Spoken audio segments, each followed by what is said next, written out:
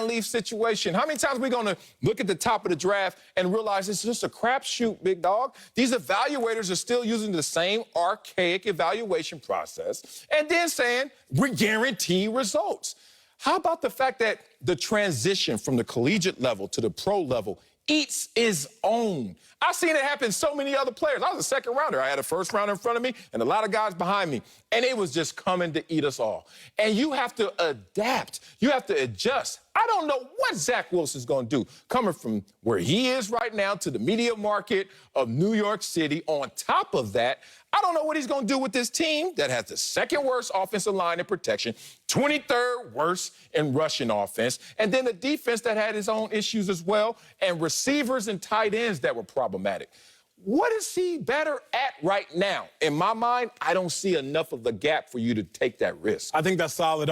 Zach Wilson isn't an upgrade over Sam Darnold, but I do think he'll look like it.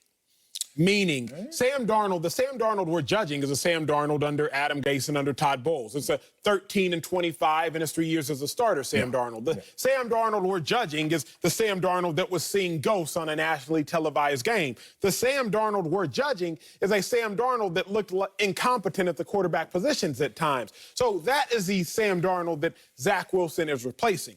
I don't think that's the Sam Darnold we'll see going forward, but that's the replacement. I'll draw a parallel.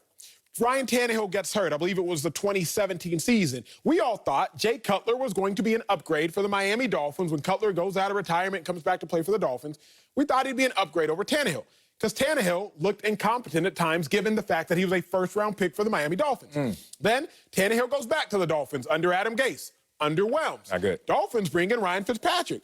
We starting to think a little bit like, hey, maybe Ryan Fitzpatrick, Fitzmagic might even be an upgrade over Tannehill.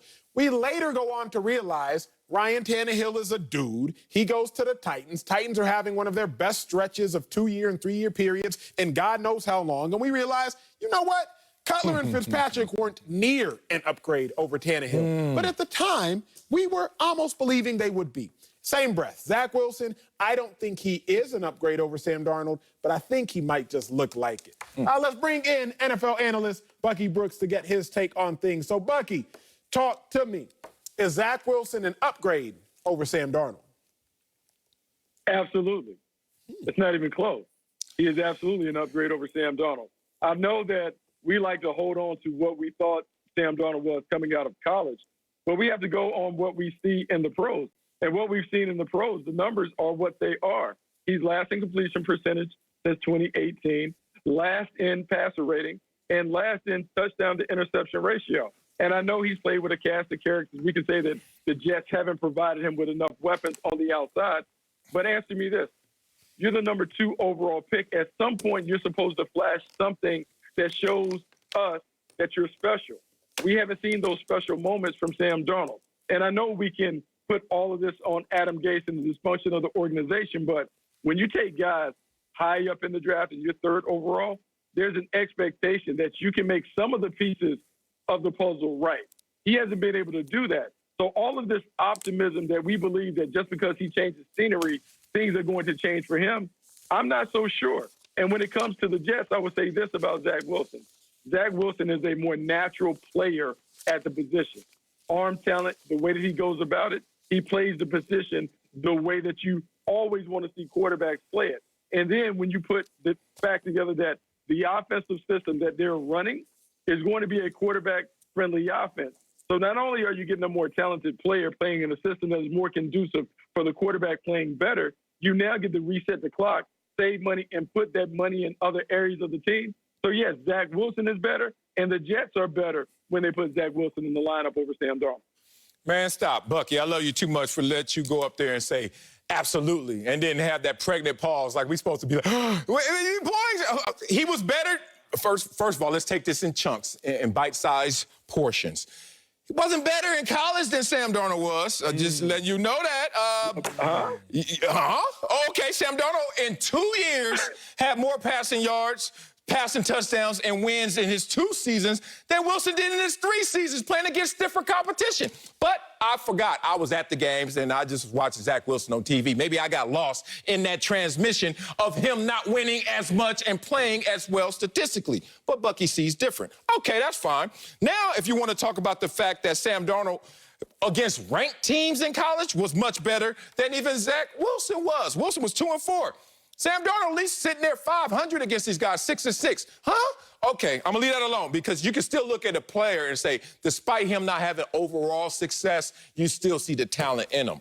But now you come out here and you tell me you didn't see moments from Sam Darnold with the Jets. Despite all around him trying to grow flowers out of that concrete, he still went out there. I remind you, 2019, the end of the season, when he had 6 wins out of the last 8 games. You remember that? Oh, you don't remember that. Oh, when he went out there and all of a sudden started to have higher completion percentage than Drew Brees, Patrick Mahomes, Daniel Jones in those last 8 games. So I'm only pointing that out because there were moments. But how many moments do you expect? You had Adam Gase as your head coach, man. So I understand they're cleaning the decks right now, but I think that they threw out the baby with the bathwater. You should have kept Sam Darnold. You know, here's the thing, Marcellus. You've been a very accomplished player. I would like to think that you didn't always have A-level coaching as your D-line coaches or maybe your defensive coordinators, but you were such a baller that you were able to outplay the coaching. Well, when I'm thinking that you were a baller, you can outplay some of the coaching issues that you have. We see that happen routinely in the National Football League. And so when I'm looking at Sam Darnold and I'm comparing him to Zach Wilson, you're bringing back these stats from 4 years ago in college. We're not in college anymore. I have to judge him based on what we've seen from the pros. And what we've seen from the pros, there's nothing in that suggests that, hey, he's a better player than Zach Wilson, and he is going to turn it around. I know hope springs eternal, but let's be honest. We have to be honest with the evaluation. It's a year-to-year league, and he hasn't progressed. He hasn't played at a level that should make us feel like he is going to be a guy that is a Pro Bowl player. Maybe it changes, but the odds suggest that it won't change. And so the Jets were right to go on in a new direction with Zach Wilson viewed as the centerpiece of this organization. Man, they've been going in so many new directions. It's the same ass old direction. Look, this is the 12th quarterback in the last 10 years. Stop it. Sam Darnold went 6-2 in his last 8 games over that 2019 season. 13 touchdowns, 4 interceptions. And y'all say y'all didn't see anything from him? Maybe you don't know where to look. Coming up, Bucky Brooks does not think Mac Jones should be a first.